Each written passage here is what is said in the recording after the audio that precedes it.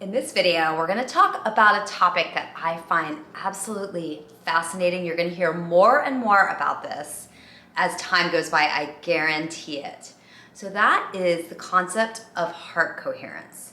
And I like to bring up the fact that I honestly believe the biggest battle that we have going on the planet right now is the fact that we have forgotten the power of our hearts. So if you search back, and there's a great book called The Curious History of the Heart that just came out in 2024, and it talks about how cultures historically have revered the heart. It's actually really wild when you read it, because everything from ancient Egyptians revering the heart so much that they would take it out of their royalty and bring it to a separate tomb and bury the hearts there, to other cultures where they would have statues. And I've even seen this with my own eyes. I was visiting Chichen Itza, which is in Mexico, with my daughter, and they had these statues that were laying down holding what looked like a platter. And I asked the guide, what is that platter? And he told me that was where they would donate the hearts to the gods. So things like this come up all over our history. And in fact, they thought so little of the brain that we revere today so much. They thought so little of this computer brain that they would scrape it out, like literally not even embalm it or put it in the tomb. They'd scrape the brain out through the nose, which is absolutely disgusting but fascinating all at the same time. So they knew what caused that shift for us to go from this organ being revered, and they knew back then that it was the seat of the soul. They knew that people that were in love tended to die close within each other's time frames, like even couples that had been together 50, 60, 70 years, and they were passing closely in time. And you can look at Chinese medicine, acupuncture, which has been around for thousands of years. There is not an acupuncture meridian for the brain, which is just wild if you stop and think about that. So we've got ones for kidney, for liver, and definitely for the heart and many other organs, but not the brain.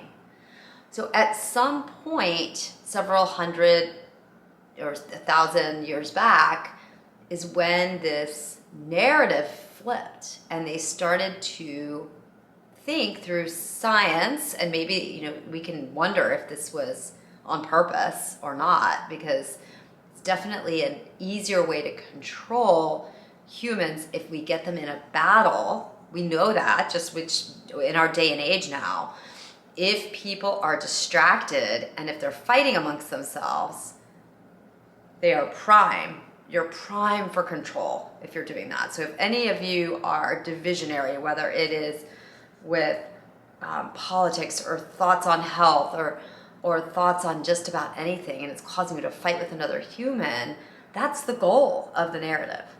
So what if we knew that that was a powerful choice? So if we got people to have a battle ongoing within themselves, wouldn't that be perfect? That's a surefire way to get people to get confused, gaslight themselves, be controllable, and then the world is whoever is trying to do this control. So I do believe there was potentially some intentionality there.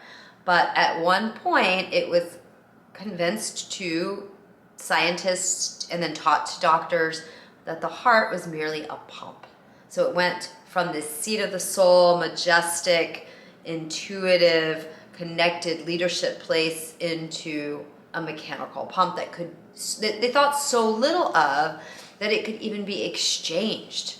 So a heart transplant, they didn't think it would cause anything different. It was a pump being replaced.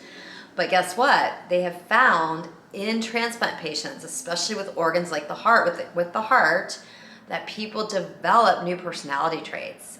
There's a movie called Heart of a Stranger. There's a book called The Heart's Code.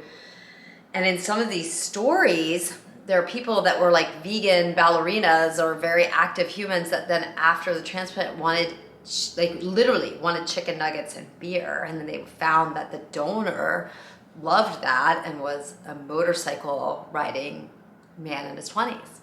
So this concept of what's happening in that transplant, what's happening in the heart that the ancients knew about that we don't fully understand is more and more coming to the surface, getting more and more exciting.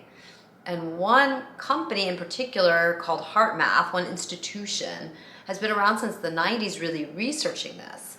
So they brought up the topic of something called heart coherence.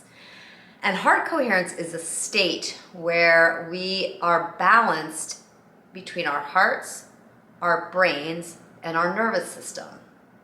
And this just brings up the point that I'm not saying, obviously, that the brain's not important. Our brain is miraculous. We have a pineal gland in there that can connect us to higher source. We do incredible things with our brains every single day. So that needs to just be working in conjunction. And you can argue about what organ should take direction from the other. Turns out we have science on that our hearts actually have their own computer system as well. They have their own nervous system. We have at least 40,000 neurons in our brain, in our hearts, and those neurons create almost like a heart brain, a heart system that is able to reach into the environment, figure out what's going on, and then message the brain, and then the brain reacts. So it's almost like the heart is the one that should be deemed sovereign, that should be the one that is leading what is going on in a lot of different scenarios. When the body is being made in the fetus, the heart beats first. If you die, you can be kept alive and you can be brain dead, but you cannot be heart dead. So some of these things we've accepted as basics really tell the story. And towards the end of this video, in just a minute, I'm going to tell you the punchline of something I discovered recently about the heart and our very way that we name the heart and how it's giving us the clues all the way along the way. But what happens with heart coherence is it's a state that the body can go into where everything is working together. And that's always going to be the goal. It's collaboration, whether it's in our bodies, in our communities, or in the world. So collaboration in the body, they have proven that you can measure something called heart rate variability, which is the difference between beat to beat heartbeats, rate to rate. Instead of it just being a steady beat, we now know that we're supposed to have variability. The more variability, it's actually healthy for us. It shows resilience. And there is a place where our heart rate variability really goes up. We're healthier, we're more empowered when we can sync these three systems, meaning the nervous system, the brain, and the heart. It can be measured by various ways, and there is an app called Inner Balance that HeartMath has developed where you actually clip to your ear a sensor, and then you can do breathing, and the sensor can pick up whether or not you are in this heart rate coherence kind of space. So you can practice, and this comes along with practice. It is a state where you get centered. You can do cyclical breathing. So this is not breath work to clear trauma or other types of breathing for a purpose. This is more of a cyclical and balanced breath. And then you can actually track and you can feel, it's almost like a shift where you can feel yourself go into that state. And I'd like to make the point, it's not relaxation, it's not meditation, it's not breath work for another type of purpose. It's literally a breath that helps you, and along with thoughts of gratitude and focusing on your heart, to sink into that spot. And what they found is when you're in heart coherence, amazing things happen. Things like and they've actually measured computer programs. And this is the craziest one of all. It's called precognition, where they will show images randomly of pictures that would elicit an emotional response.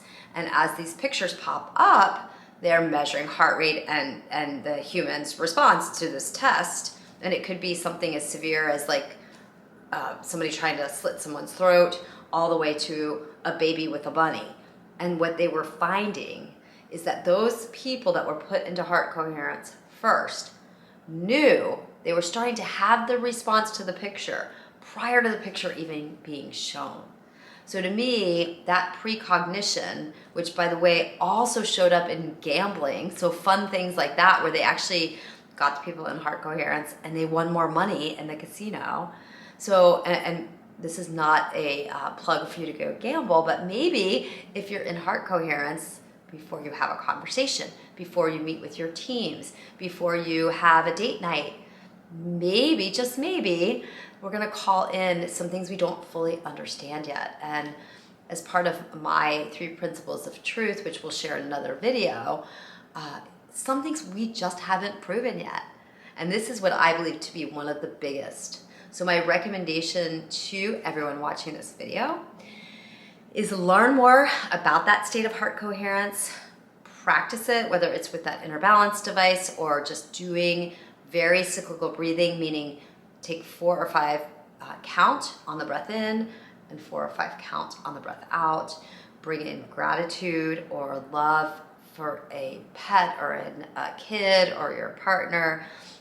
Breathe that in and out through your heart and then see how you feel. Practice that for about 5 minutes a day and then pay attention, because I guarantee you, not only is your body going to feel healthier, because that's the other piece. When these systems work in sync, your immune system's on fire, you produce neurotransmitters, your heart rate and blood pressure are under control, your blood sugar and insulin and cortisol are more balanced, your hormones are more balanced.